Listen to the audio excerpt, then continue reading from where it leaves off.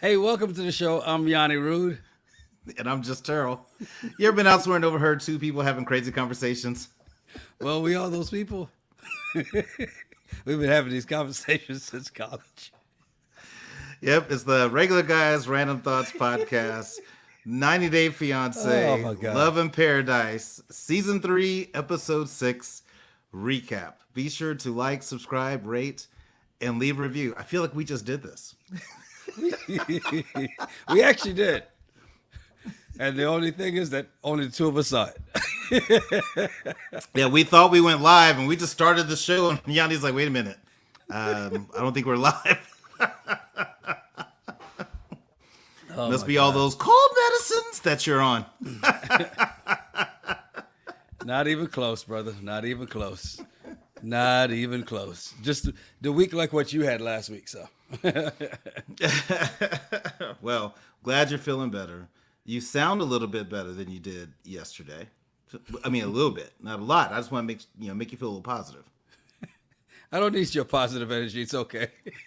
That makes me think you're up to something. No, I'm just trying to put a little silver lining around your dark cloud that's in your throat.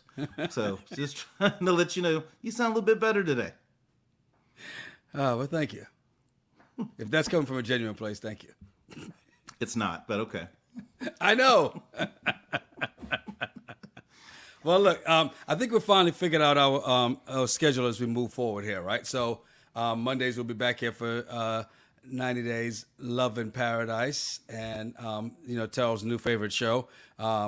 Tuesdays after this Tuesday, because tomorrow we're doing the episode 3 from Summer House, Martha's Vineyard, which I got to admit, one of my new favorite shows. I kind of like it so far, and you're the one that brought it to the table. So there you go.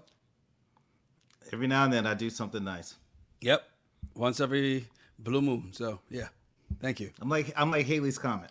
Every now and then I'll fly in, do some good shit, and then I'm out. 75 years. Then of course on Wednesday we're back with the next 4 months of Married at First Sight season 16, because that thing is never going to end apparently. It's like a baseball season. It just goes on and on forever. It's unlike the Lakers season, which is about to end See? tonight. See, why'd you have to choose violence tonight? Why'd you have to do that? That's for one too many jokes about my voice. It's all right. All of them sound better than you right now. Touche. Well, let's get started with this week's couples, man.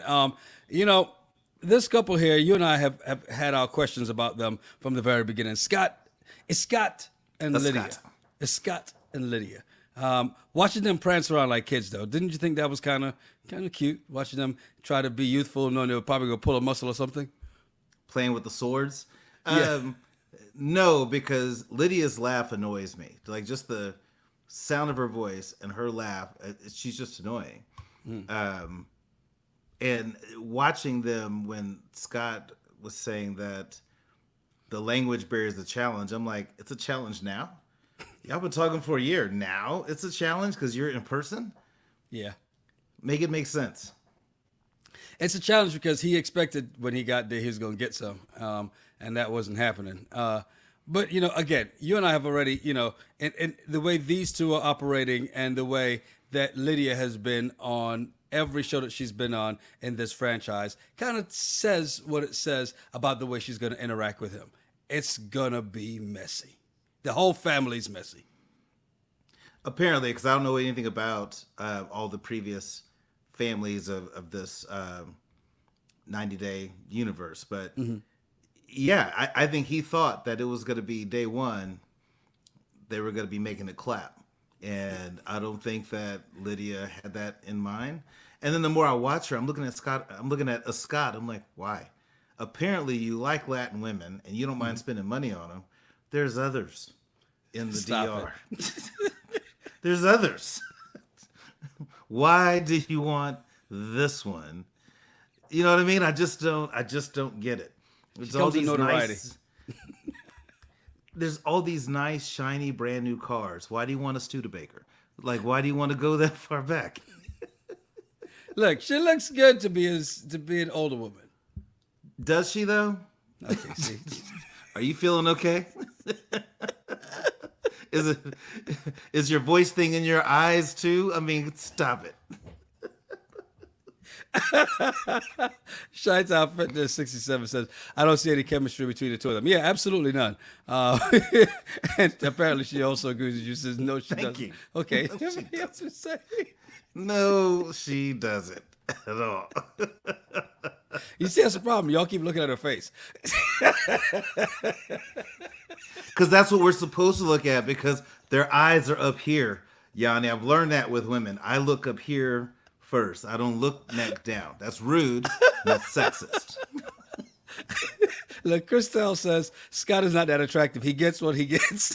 Look, he gets what he pays for. He didn't pay for this one. Exactly. I say you go back to the things you were paying for. At least, you didn't have to meet them in person. They just took your money. Oh, my but God. Scott might not be a looker, but come on, you could do better. Y'all coming out the gate shooting. Jesus. Cheers. So it's funny because as you say all of that, Lydia says the same thing. Like, because she won't leave this whole younger woman, Scott dating younger women thing alone because she thinks he's traveling and paying for sex. I don't know what she's thinking, because it's hard to tell, because I was annoyed at the fact that you can't even work the translation app. Y'all been doing this for a year, and you can't even work the translation app. So all her opinions to me are suspect. But if she's concerned about the fact that he's dated younger, if that's a valid concern, my thought is this: Lydia, he's with you now. He flew out to be with your old ass, knowing how old you were. Just don't focus on that. He's there with you. Yeah. Enjoy that. And leave it at that. So before we get to Scott and his midnight exercise, Liz said, speaking of Lydia, she had her whole body done. I saw her in the previous shows and she did not look like that. I'll be honest, I have no idea. I cannot remember what she looked like in the previous shows. So I don't doubt that you're right. It's definitely, if that's the case, so be it. And JD has a warning for us. Says, come on, guys, do not spoil our enjoyment of this fake relationship crashing and burning. I'm not spoiling. I'm just making fun of what I'm seeing on screen. This is what the producers gave me. I'm going to eat it up. I'm going to drink my wine, and I'm going to spit out whatever comes out of my mouth. Who knows? Literally. Cheers. There's a joke there. I'm going to leave it alone. So you notice that after dinner, Scott has to stop and stretch his back out. In the middle of the street. Yes. The DR. I mean, I couldn't believe what he was doing. I'm like, why would you do this? And Scott's just extra for no reason. Yeah. And I get it, because you're not getting anywhere with Lydia. So you might as well. You ever been on a date and you realize this is not going to go anywhere, so you just say, F it. I'm just going to do and say whatever I want to do, because who cares? This is not going to work out anyway. I'm just having fun. And I feel like that may be where Scott's at. Right. Scott's pushes for his own storyline. And this, he's just like, you know what? This is what it is. This ain't happening. I'm not getting none again tonight. So I might as well burn some energy before I get back to the room. Because you're going to go to bed by yourself. He might have run out of lotion already. So No, they keep that stocked up in hotels, at least from what I hear. They keep that stocked up in hotels. I'm about to say, how do you know, sir? How do you know? Travel quite a bit. It's always Cheers. there.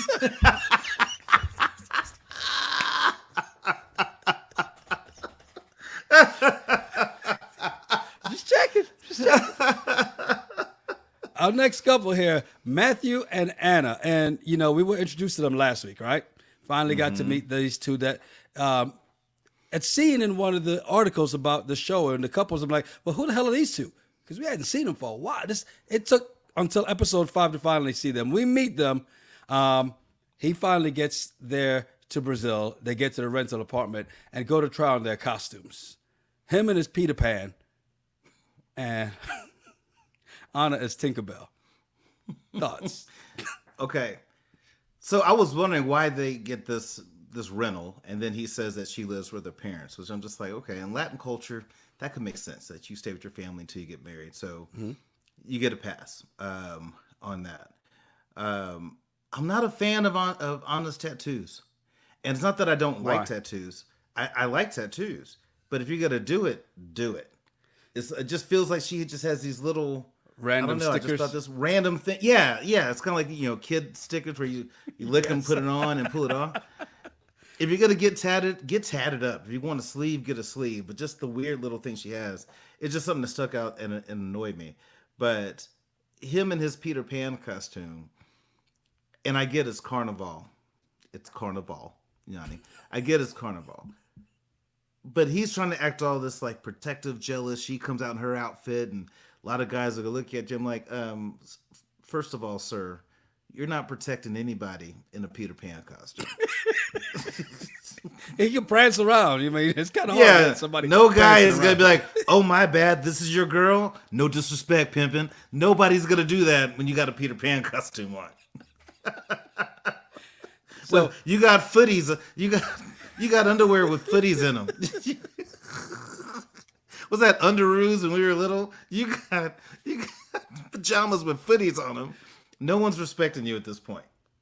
and so he seemed quite taken aback with her outfit, which that just looked like a. We've seen that in the club all the time, right? But, well, none there either. But at the same time, he seems very jealous in that, and just very insecure this whole time. Even though he's saying he's trying not to be, and he's trying to convince himself and convince us that he isn't jealous. Um, yeah, he's jealous, and here's the thing that I think Matthew doesn't understand. You can't date 8s through 10s if you're gonna be this jealous. Is she though? For him, she is probably like a 9 for him. And all I'm saying is when you get to that level, you can't be that jealous. If you're gonna be that jealous about how your girl looks, stick to the 5 to 6 category, because that way you're safe. But don't try to venture out to that level. It's like when I had my Chevy Cruze, there was things I did to the Chevy Cruze, and it was a Chevy Cruze. It was great. I loved that car. But with the Audi, it's more expensive. There's certain more things I have to do. I got to put in a little bit more work. I got to have a different mindset. So if you're gonna go from Chevy to for Matthew an Audi, you're gonna have to pay the price. And pay the price means people are gonna look, and you got to be okay with that. You can't trip out because guys are checking out your girl at Carnival in Brazil. Because Yeah. what's the thing we've always heard as men here in the States, Brazilian women and all these different things. You got to let that stuff go. You can't be jealous about it. You've only been around her 14 days. What do you think she's been doing all the other days? Who knows? Waiting for what him, she's been obviously. doing. Apparently, but like, hell, she actually makes out and has sex with you while you're wearing a Peter Pan costume on. Well, You're let's good. talk. Let's talk about that real quick because Liz says, no chemistry here. And JD says, can we just skip Anna and what's his name? They're like a peanut butter, no jelly sandwich. In so many ways, seriously, because that makeout session was so awkward. And literally, I was like, is this the first time they've ever kissed? Seriously, it looked bad. Oh, is it I just think you him? can. I think it may be just them, but also that tells me a lot about you. Is you've never role played wearing a Peter Pan costume? No, I sure have not. Because that's how Peter Pan and Tinkerbell would have did it. They were in character, and you're being a little judgy. They were in character the whole time, and they had probably a passionate night after a 20-something-hour flight. Kudos to Matthew. Is that something you want to tell us? No, nothing I want to tell you. Like, do I have any costumes with footies in my closet? No, but if I did, I wouldn't tell you because you're gonna judge because you're not on that. You're not on my level. Hey, and look, we're all judging. No channel says look like his first kiss ever. He's like, where do I put my lips? Where do I put my tongue? And Yeah, Nurse Q's right there on your level. Says you can't date an 8 to 10. Again, is she really though? Be jealous and not be able to fight. He's gonna get his ass whooped. Nurse Q, 100% agree. Date in your lane. If you are that psycho jealous, don't go after that. Because in Brazil, is she a 8 to 10 in Brazil? No.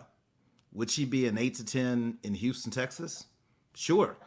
accent, Brazilian, all those different things that people would like. Not if I get you're it. standing next to in Megan. Dallas, where Matthew's at, she could, but you can't be jealous if you're going to try to date people that you think are super hot. You can't be jealous. Very true. Now, the next thing we know is that Matthew is not ready for Anna's level of party, right? And, first thing you think is, come on, old man, step it up. And then we realize that when they finally go out, right? They go out, they meet up with Anna's friend, Amy. And we found the one person in Brazil, Matthew, is not jealous of hanging around Anna. The gay guy. Obviously. Yes. The gay friend, right? Well, before we get to that, though, let's talk about Matthew having that realization that all of us in our late 30s realize as we're getting old. When you got to put on a medicated sock to walk around because your foot's swollen, you don't know why. Hey, that's life looking at you dead in the face. You're getting old. And he should know, like, he's definitely out kicking his coverage, or like JD says, he knows he's fighting way above his weight class, super light featherweight. What's that, a 10-pound weight limit? Because she comes out in an outfit that, again, it's not that revealing. And he's like, well, where's the rest of it? And my body. I love her response. But I don't fault Matthew's concerns because he's 36, she's 27. Yeah. And he's wondering, can I keep up? And I'm watching just Carnival from just what they showed, and I was tired. And I was just like, man, I'm 48. I can give you one night. And if you want to hang out with your friends, I'll meet you back at the house when you're done. Right. Great. I was like, Matthew, you might want to get you a little booger sugar before you go step out in them Carnival streets, because you're going to need a little pick-me-up to keep you going the rest of the night. Let me explain something, right? You cannot go overseas where the culture is about this type of party and not have trained and be ready to go and think you're going to be able to hang. I think it was 90 Day the other way when the guy went to the guy from Atlanta. He's like Michael Thomas's son, and he couldn't hang and mad that the girl wanted to go out later. And this is what this reminded me of. It's like, you can't be mad because the party, even here in the States, West Indian parties don't start till after. Mm-hmm. Those clubs used to be lit after the other clubs, right? Party till the sun comes up. There are many times we DJ'd in Colombia, and when we walked out, the sun was coming up, right? That's the way it is. And you got to understand, if you're going to party on that level, you got to be ready. He should have trained. Apparently he didn't. No, and I am a well-seasoned partier. But watching that reminded me of when you and I went to St. Kitts for Reggae Festival. And like after day 2, I'm like, I'm done. I can't. I'll see y'all back at the hotel. I can't do it. I'll get an Uber, go back to the hotel. I was good because I was like, I know my limits. And for Matthew, he doesn't want to leave her, obviously, because he flew out there to be with her. So I get it. And I think she has to try to make some type of concession too. You can't say, take this 20-hour flight and then you're going to party with me hardcore for 3 or 4 days. Could he have done 2 days and they just have 1 day by themselves? Don't have to go to everything? No, Right. But she's 27. And when you're 27 and cute, that's what you want to do. Yeah. And so Matthew's going to have to roll the dice. That's why I said, find you somebody in Brazil, get you some of that good booger sugar, and you can keep up with your girl. No. But you're not doing that sober. We're or not just promoting You're not doing that it with here. just drink. I'm not promoting it. I'm saying for Matthew, that's his deal. Alcohol is not going to be his friend on this. Well, He's going to crash and burn early. As we saw, because it did happen, as he decides to, before we even get to him overdosing on his drinks, right? This fool acting like a whiny little, please don't walk up, Anna. Please don't walk off and leave me, Anna. I'm like, yo, what the hell am I? Even the gay friend turned around like, huh? It sounds like a dad who's like out with his daughter out of the car. Anna, sweetie, don't walk away from me. Hold my Yes. hand. It's like, man, you sound really bad right now, Matthew. That's terrible. And then to show that he is tough and he can hang, he decides to start chugging the liquor. It's you've got a long day ahead of you. You already know you can. If I'm going out there for this, and I know we got a second party to go to, one drink maybe, because for me, if I day drink, the night's done. So if I day drink, it's got to be let's just whet the appetite a little bit, and then move on. You have to know your limits. And this man has no idea with him and his medicated sock what that limit is. See, that's that white guy drinking. Yeah. You know, like we're gonna party. I'm gonna drink both of them. Take two at a time. Obviously, they don't have White Claw in Brazil at Carnival because that's what he needed. If he had some White Claws, he probably would have been on point all day long. But he's out of his league when it comes to partying like that, and I don't think he's ready for all that smoke. Not at all. Not ready at all. Gets knocked out, laid out, and you just wonder how the rest of this whole thing's gonna play out, because is he gonna make it through the celebration at all? He's gonna make it through, but he's gonna learn a lot about himself. He's gonna learn that he's not the protector that he thinks he is. What did he say? If this is the way we have to party for the whole time, I don't think I'm gonna make it. I don't think you're gonna make it either. Oh man, this other couple, I don't know if they're gonna make it. April and Valentin. Got to make sure the one with the no E is Valentin, right? In Santo Domingo, they're on the way to go meet Valentin's family, and April asked the question that she had no business even asking in the first place. Asking if Valentin's mom cleans up as much as she does. Come on, nobody does. No, her germophobia is going to be unbearable, and you can't be in a country like the DR and bring your United States germophobia issues. You got to let some stuff go. All the times I went to Mexico and you're eating stuff off the street, you're rolling the dice, and that's just the culture. And that's just how it is. Come on, Houston's not clean. Stop it. I said Mexico. I didn't say Houston. I know, but I'm saying Houston's not clean, and she lives in Houston. Well, for her, she probably lives the clean lifestyle because she's a vegan, but she's just unbearable. And I really think that I can't imagine that April would invest all this time with somebody who doesn't speak English. Yeah. And I think that Valentin thinks or speaks more English than the producers are trying to show. You know why I believe you on this? Because she says she's going to need help communicating with his mom because his mom only speaks Spanish. But hold up. I thought that was their issue too. So how's he going to help? I think he knows more than what they're letting on. But is it like boxers? They prefer to use a translator, especially on TV. When in the middle of the ring, they have the translator, even though they understand, because at the very end, when the interviewer says something like, "Well, congratulations and good fight and hope to see you again," he goes, "Thank you." You're like, wait a minute. Wait a minute. I thought you didn't understand me. I think that was more for the people from their home country to hear what was being said. That's why they have a translator. Okay. I don't think that's just the boxer. But so April and her germ issues, I think it's going to be a problem.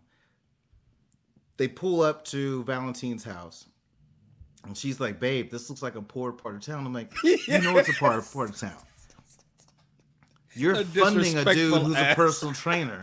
You know it's a poor part of town, but why are you so condescending and disrespecting the way this person grew up? Because for him, it's not a poor part of town. This is my town. This is where I grew up." And for her to shade it, I thought was just terrible.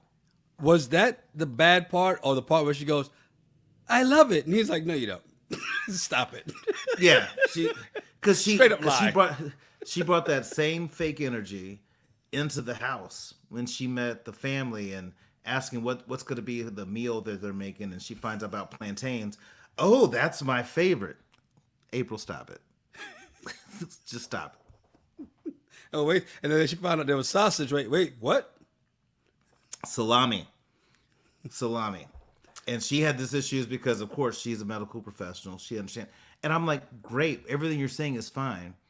This is their culture and their way of life. Shut the hell up and don't eat the salami. Just say, oh, cool. This is what we're making. I can't wait to help. She doesn't want to help. She doesn't want to touch it. Yeah. I don't know. I just thought she was very disrespectful to his culture. Okay, but did you think it was disrespectful, the conversation? Because the conversation was awkward at first.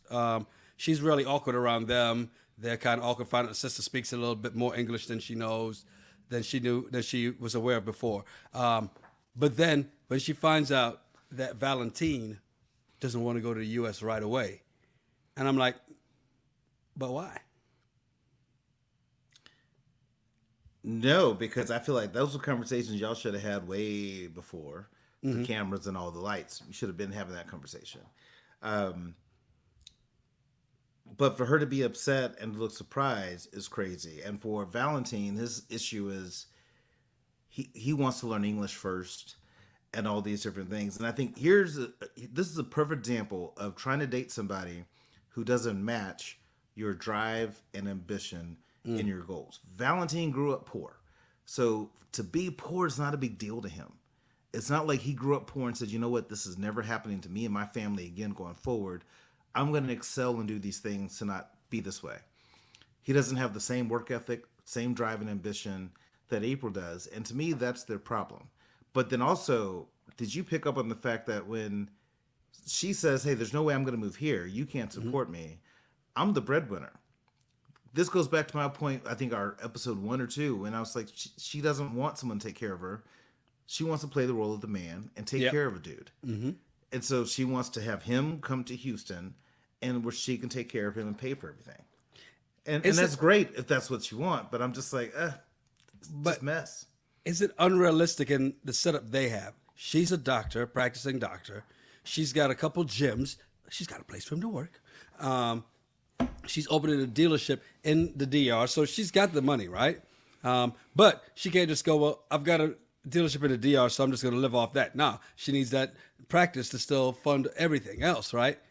Mm-hmm. And here's where I side with her in everything else, in the sense of, like, you can't just do you can do more than one thing at a time.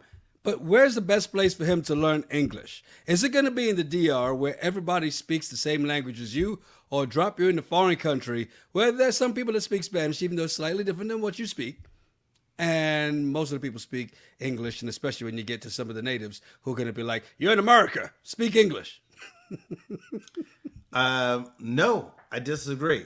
Because in the DR, they have Wi-Fi and they have apps. He can get on Babbel and learn some English if he wanted to.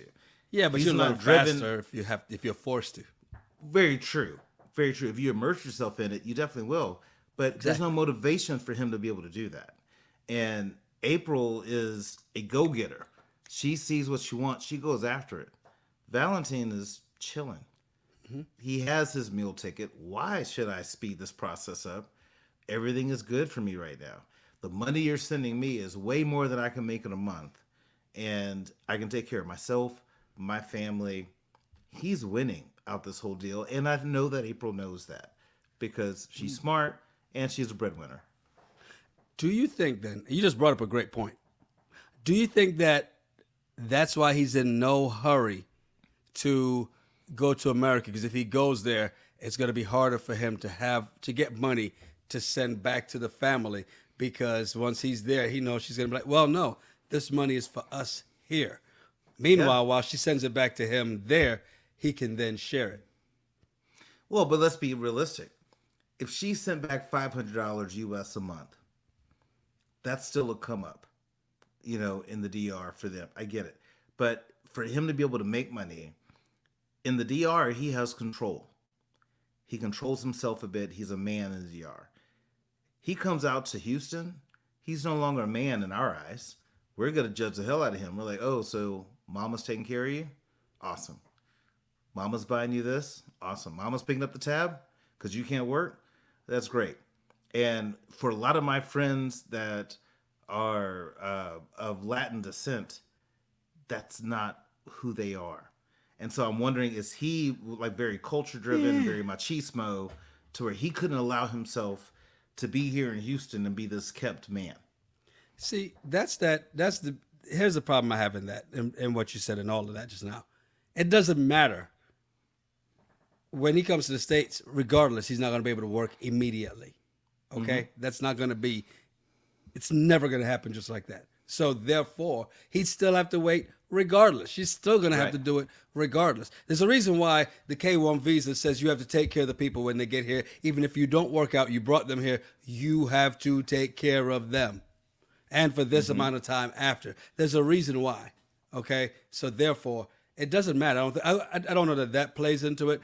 At least I don't see why it should play into it in that manner. And judging him on that thing, I think would be kind of, she's a friggin' doctor. Unless he's a doctor too, or a lawyer, or a very successful drug dealer, he's not going to make the money she is right away. I don't think he has to make the money she does. But if he's not considered head of household, look how he felt disrespected by how she was talking to him in front of his family. And all those different things. And most of the people I know that grew up in traditional Latin homes, the male is the alpha of the house. And he's not going to be an alpha around her. He will be a beta male no matter what. Right. Because she's the breadwinner. He might not like that. But that's a circumstance if he chooses to move here until he can actually start working. And even when he does start working, what he's going to make is pennies in the bucket compared to what she makes.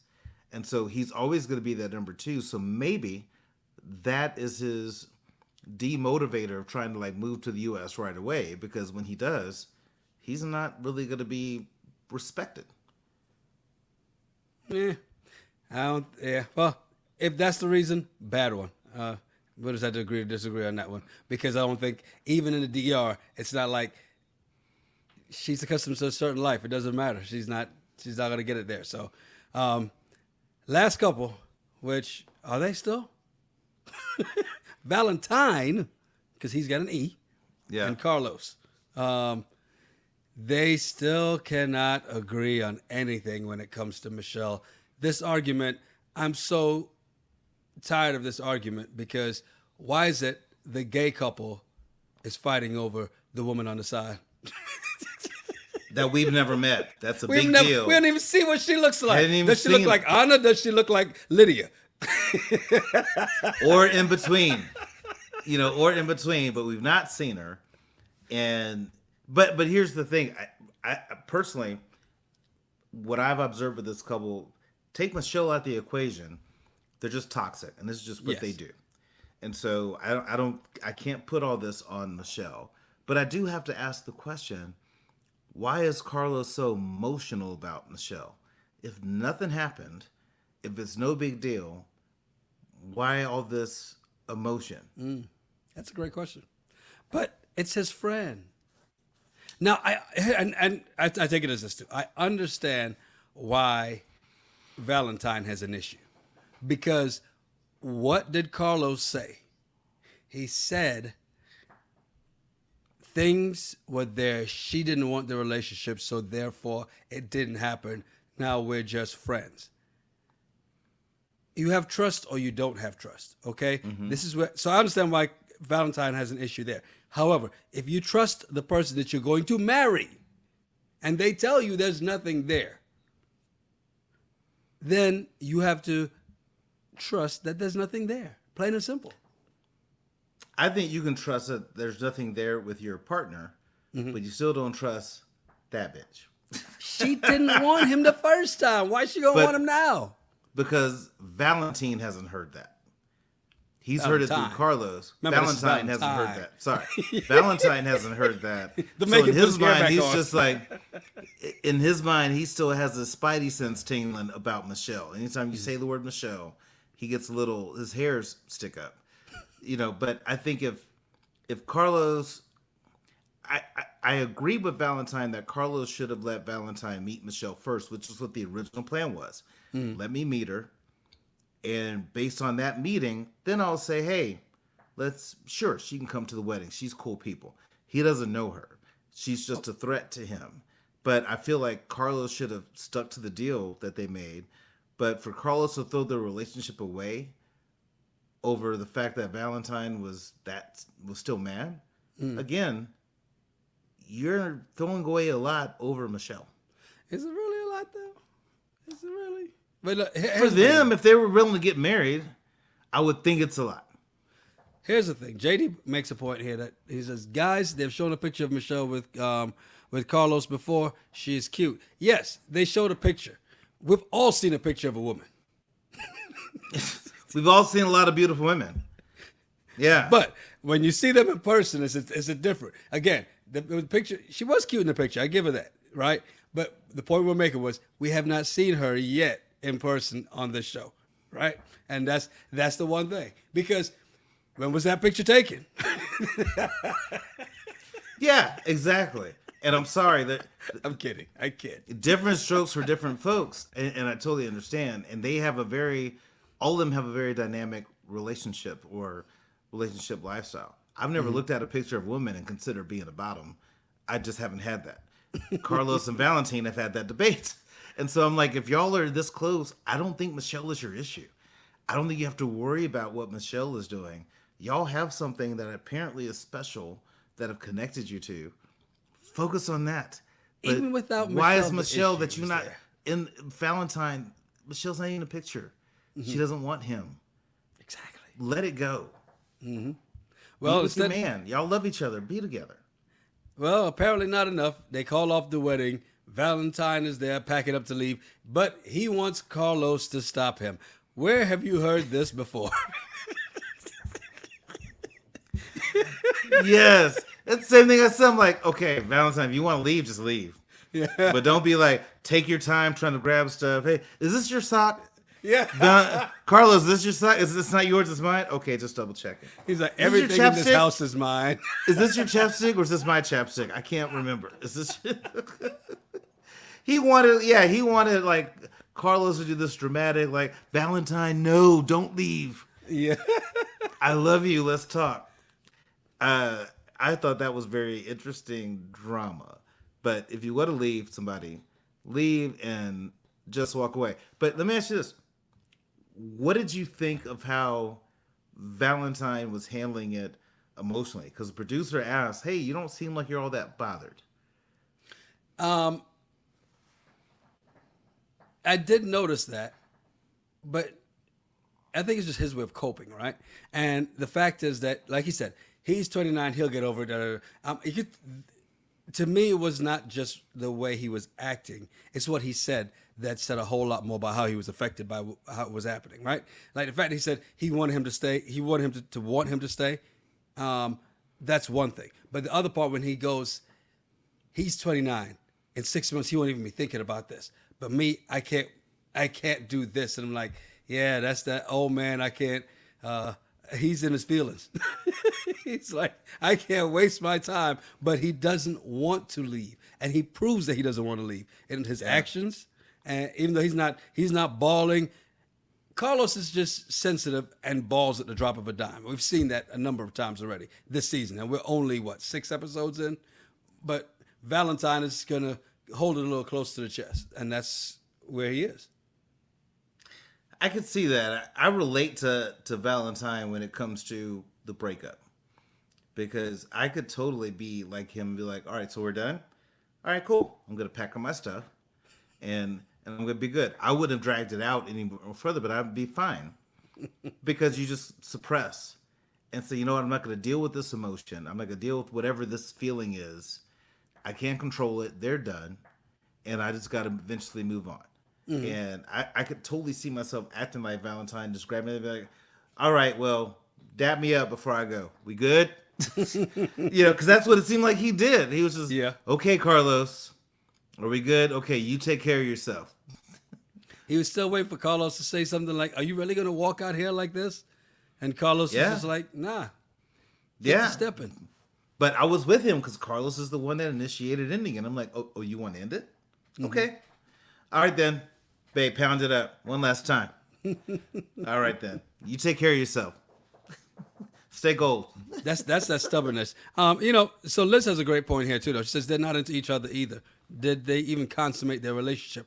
Not exactly. Because that's the problem I had with them from the very beginning, from season 2. They're both tops.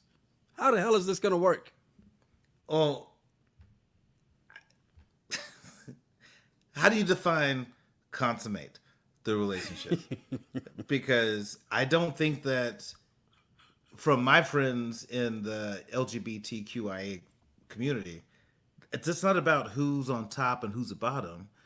It's, do you have a sexual experience with each other, whatever that may be, whether that means intercourse or not. So I'm just like, I can't say they didn't consummate the relationship. They've had some fun. They've done some things, and to me, that counts. I remember, like, in college, it was like, oh boy, here we go. Did you have sex? Yeah. Oh, you did? Well, she did this, but that's not sex. It was to me. I thought it was sex. It was great, but it might not have been actual intercourse, but at least it was something. And so maybe in their relationship, their dynamic, as long as they're satisfying and pleasing each other and they're both happy, great. But I don't know if you would put that in the same category as, is it breaking a hymen and consummating the relationship? I think it's different. Sorry, Yanni. Cheers. Their lack of trust in this whole thing has been just, you knew this thing was doomed. The only thing I have is that something tells me this is not the last we see of Valentine and Carlos. We'll see them again this season. No, he's going to call him back. Baby, come back. It's going to happen because that's their relationship. Drama, full of emotion.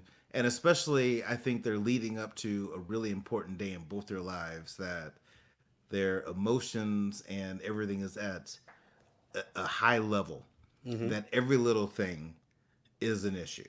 I think if Valentine made Carlos a peanut butter and jelly sandwich and didn't cut the corners off, that would have set Carlos off.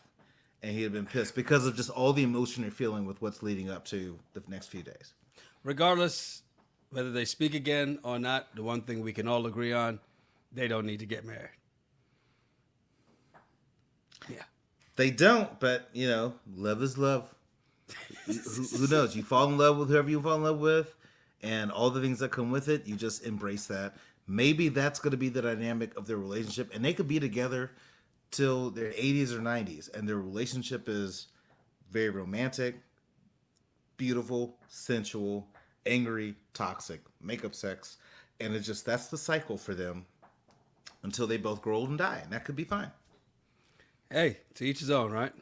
A lot of heterosexual couples do it. Yeah. Why would it be any different? Good point.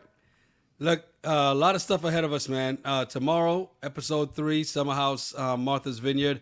Wednesday, we'll be Married at First Sight. We finally figure out what Shaq says and whatever the hell else we need to figure out for the next 7 episodes of this season. Are you kidding me? What the hell? We're taking this to Independence Day. And then Sundays we'll be doing. Then so after tomorrow, then Sundays will be back for Summer House, Martha's Vineyard. We'll do that on Sundays after the show. That'll be what, 10:15, 9:15 Central. Then of course Mondays right back here for 90 Day Fiance, Love in Paradise. Yeah, I feel like we're going to be introducing our show, and it's like, I'm Yanni Rude, I'm just Turtle. You've been elsewhere hearing people having crazy conversations. I'm like, well, it's the Regular Guys Random Thoughts Podcast, Married at First Sight, Season 16, Episode 106. Be sure to like, subscribe, rate, and leave a review. And we'll still be waiting to find out what Shaq says, even though Liz says he's going to say no. Well, we'll find out if do the good outweigh the bad. We'll find out next week. I think we've heard worse language on that show than we have worse English than on this show. Which, by the way, JD says that she's just watching the relationship of Carlos and Valentine, but wet Carlos's hair toss beach scenes. Every episode, I peeped it. Every episode. Hey, they know the audience. They know what they like. That's why Valentine is insecure. He's like, one of these days, he's going to do that hair toss, and Michelle's going to be like, you know what? At first, no, but now that I saw that, I'm curious. That's exactly it. Hey, I'm Yanni Rude. And I'm just Terrell.